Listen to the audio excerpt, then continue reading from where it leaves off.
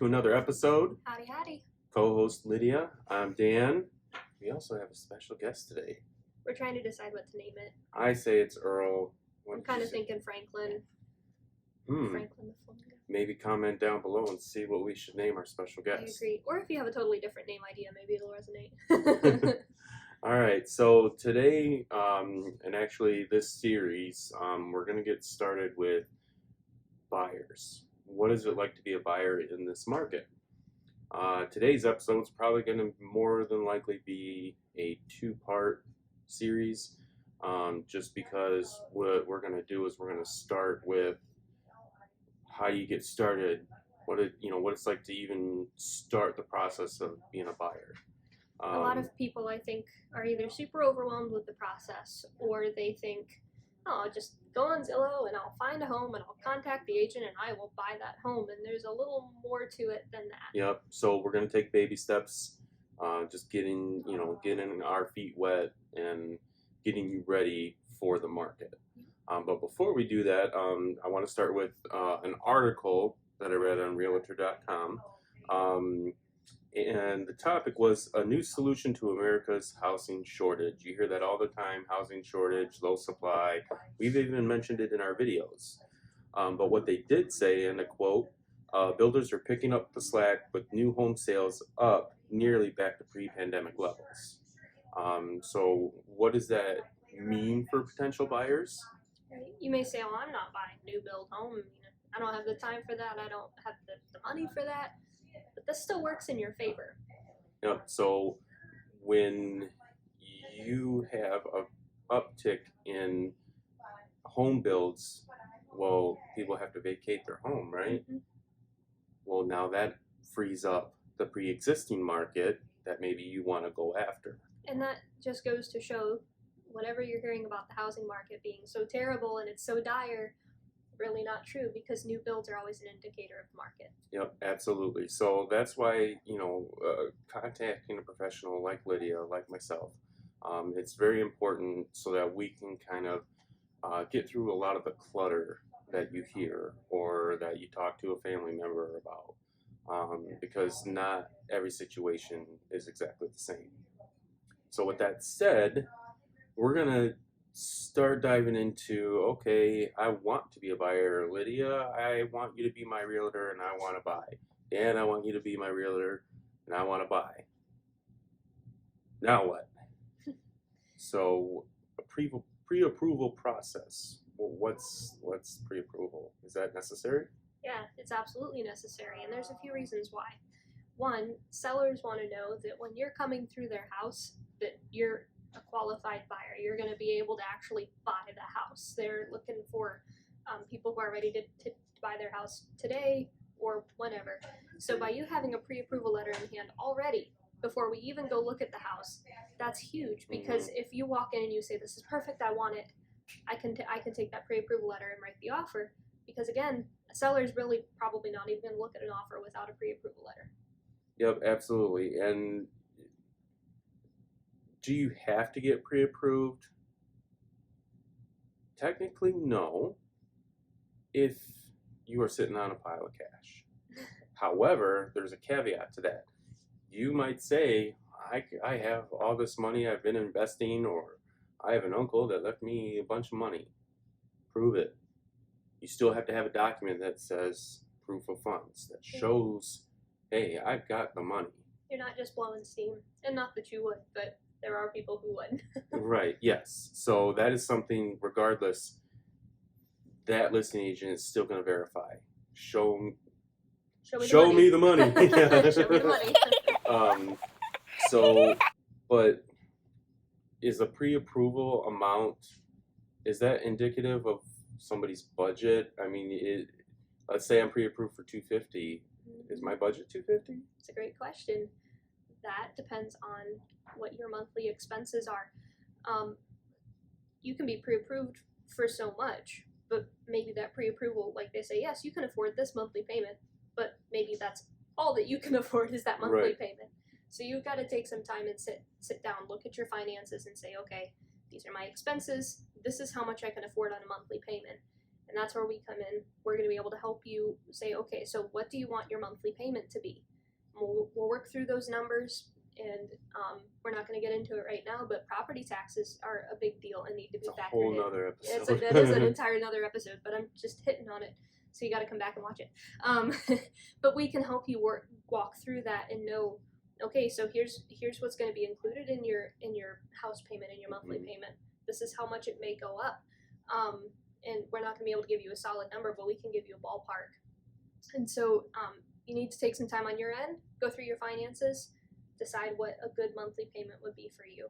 Well, and it doesn't stop there. Like every time, Lydia, okay, we need to put in an offer. Dan, we need to put in an offer.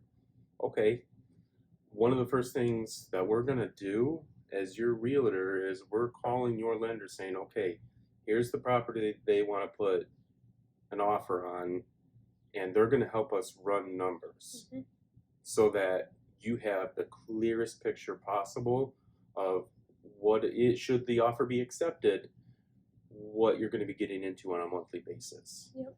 So that's we're advocating for you on every level. The flip side of that is sometimes your budget might be higher than your pre-approval. I'm closing next week on a property where my buyer came in pre-approved, but through investing, through everything that he's done, he had a ton of cash to throw at a property. So, he had the pre-approval, but he was able to walk up and say, hey, here's some extra cash. So again, it's not cookie cutter. Everybody's situation is different. And you bring up another good point. How much do you have saved for your down payment? Depending on what you have saved, that could massively affect it. Because if you're able to put more down, your monthly payment's going to be less. So keep that in mind too when you're running through your finances. There are down payment assistance programs, and there are programs where you're paying less for your down payment. But again, stop and take a look. You still have to pay the money somehow. So whether you're paying it up front or you're paying it later down the road, you're still going to have to pay the full loan amount. So if you can, start saving ahead of time. Start saving up. If you're like, I'm a little ways out, I'm not ready to buy right now. Great. Start putting a little bit away every month for that down payment, and that'll help you out. And calling us and even just getting the process started. You're not committing to anything. You're just, you have an end goal, and we want to be a part of it. For sure. So it might take you calling one of us connecting you with an extremely trusted lender that we know is going to give you great advice, and it might be 6 months down the road. Or you might be right there, and as Lydia stated, there might be a program out there that allows you to get over that hump and speeds up that timeline for you. If you're selling a home and now you're buying, what does that do for you as a buyer if you just sold a home? Oh, unless you just bought the home and have zero equity in it, which I doubt is the case, whatever equity you've built up, you're going to be making money on that sale. Right. You can take that and throw it at the purchase of your next home. But again, coming and talking to one of us, we're going to be able to, it's not a cookie cutter, one size fits all, this is how it's going to go down. We're going to talk to you and get your needs and find out exactly what you want done and how we can help you best. Absolutely. Yeah. Getting those proceeds from the previous sale, again, not everyone has that opportunity. But should you be a seller and you sold your former house, you have the proceeds, yeah, you can put a little bit down, maybe throw a little bit at the house, appraisal guarantees, again, so your house is worth, so you're selling it for $200,000. Hasn't been appraised yet, but it's on the market for $200,000. And I walk up to you and I say, well, I'll pay you the $200,000, and should it not appraise, I'll guarantee $10,000, up to $10,000. So if it appraises for $190,000, you're still gonna get that $200,000. Again, proceeds help. Not everybody can do that, and that's again a whole nother episode. We can talk about how to utilize and structure a deal, or an offer, I should say, to get the deal. So we've talked about the budget. You got your pre-approval. You know, can you spend more? Do you have to spend less? Where? Well, When do you want to move? exactly. Have you done your research? How much do you know of the area? Obviously, there's a lot of factors: Sure. school, work, family. Do you like the nightlife? Do you like the city life? Do you like green acres down on the farm? Don't buy a Green Acres farm though. You're probably not gonna be able to finance it. So it's really and utilizing Lydia and myself, it's Mhm. really important that you clue us in on what you're looking for, because For that's sure. only going to help us.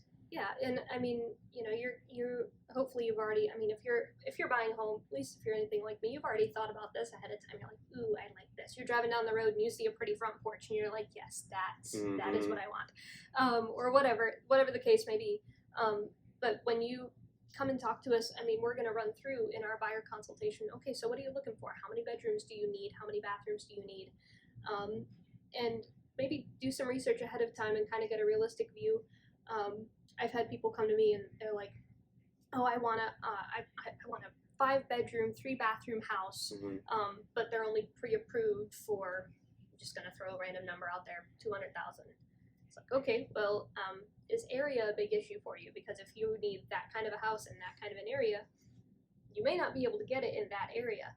Or maybe you say, well, it'd be nice to have this, but I could settle for this. And we're gonna go through like, okay, what are your needs? What are your must-haves? If I can find this, I'd really like it. Because some things can be added on. You want a big front porch. Oh, this house didn't have a big front porch. Well, maybe you can add that on down the road and increase your home's value. Absolutely. And a little tidbit, a little information. When we're out with you and we're looking and you're checking out, we're looking around, looking at the other houses in the neighborhood. I get this all the time, and it's an honest question. What kind of neighborhood is this? Is this a nice neighborhood? Now, ethically, both Lydia and myself, we cannot tell you this is a great neighborhood, this is a bad neighborhood. Because we don't know. Right. Really, And realistically. we can't steer you to or away from a neighborhood. It's against our code of ethics. However, I always tell my buyers, call the police department. How many calls do you get in this area? Here's where I'm thinking of moving. Give them the address. Here's where I'm thinking of moving, and they can give you statistics or oh, it's pretty quiet, things like that. But that's where when Lydia pointed out, do your research. Yep. Schools, the area you like, the type of lifestyle that you live.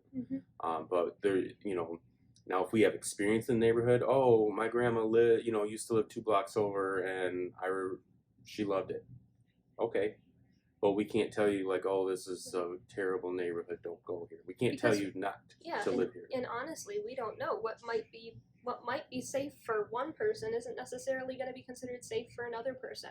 What might be a nice neighborhood for one person isn't going to be a nice neighborhood for another person. We all have different backgrounds. So to just have a blanket statement, we really can't do that, because what I might enjoy living in, Dan may not enjoy living in. Exactly. So really, part of that too is we just can't answer because we don't know you, and we don't as in your what you consider safe and what you consider nice. That's up to you.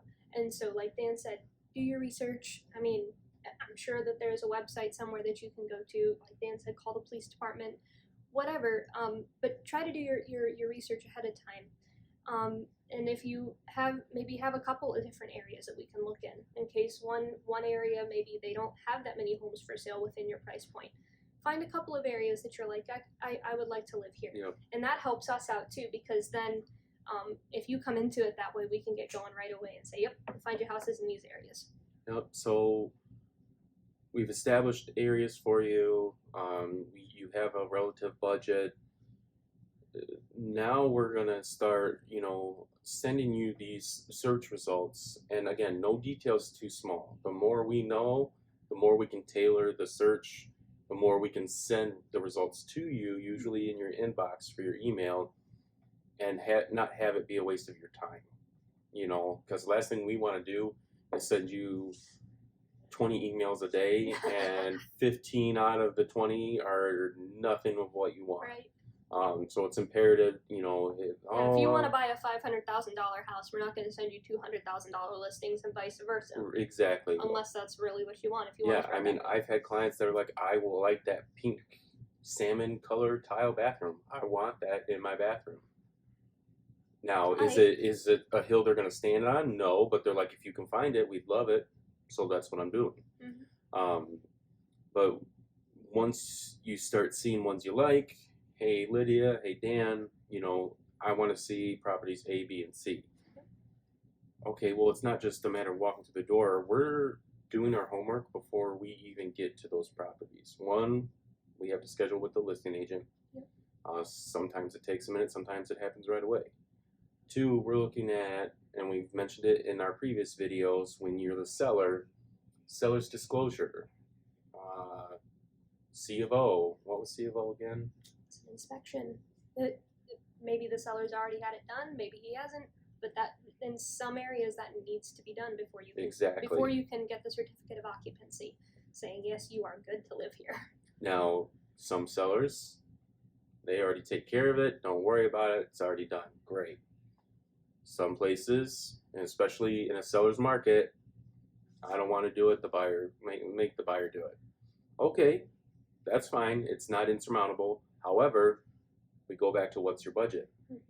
Can you do those repairs? Are you able to do those repairs before you are able to live in that home? We're doing that homework. We're sending you that information so that when you do walk into the door with us and view the home, you have the information you need. And if it's something where you're like, I've got to have this home, we have to live here, the repairs will make it work. Fine. But you need to know that, because what we don't want to happen is you walk into a home, you start to fall in love with it, which we do caution, wait till you get the keys before you completely fall in love with it. But then, the entire driveway needs to be ripped up, the septic or the sewer line, whatever the case may be, needs to be completely replaced. Ooh, okay, well, that might be a little outside your budget. I know it is for me. Even if it's not outside my budget, I don't want to do it. And that might be for you. You might not just want to do it. So that's our role, to make sure that we're looking into these properties, setting up the showings so that when we do start to walk through, yes, we're looking at the condition. Yes, we're seeing if the layout's right for you, if it's something you like the area, that kind of thing. So I think we're going to stop the episode here, because we'll start getting into how to structure an offer. We'll give you a little bit of a glimpse for it for the next episode, but if I wanted to buy your house, I mean, is it just as simply as, hey, here's what I'm willing to pay and that's it? I mean, depends. There's a lot of, occupancy we talked about in the other episodes.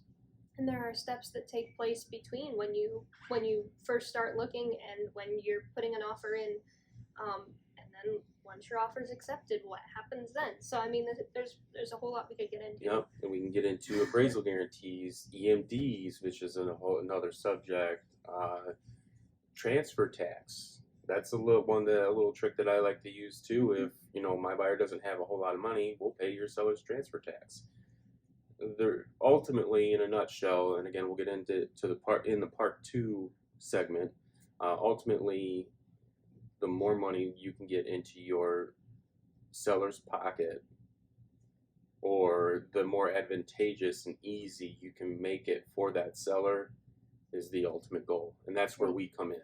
And it's not always about the money either. I mean, I don't want you to get the impression that it's, oh, well, okay, they're asking for 180, we're going to offer 200,000, we're going to get this deal. Right. It may not be all about the money, and you might, if you just go into it with that mindset, maybe the seller needs more occupancy, maybe the seller has other things that is important to them. If you don't pay attention to that, you might lose out. Yep, I've had deals accepted simply because of occupancy, flat out. And the listing agents told me that. So we'll get into that, and then this, part 2 of this episode. How do they contact you, Lydia? My number is 734-645-7448. Call me, text me, and my email is lydia@yourrealtorlydia.com. Again, I'm Dan. You can call, text 313-282-6861, or email me, dansturgillcbp cbp@gmail.com. Take care, guys. We'll take care of you. Toodles.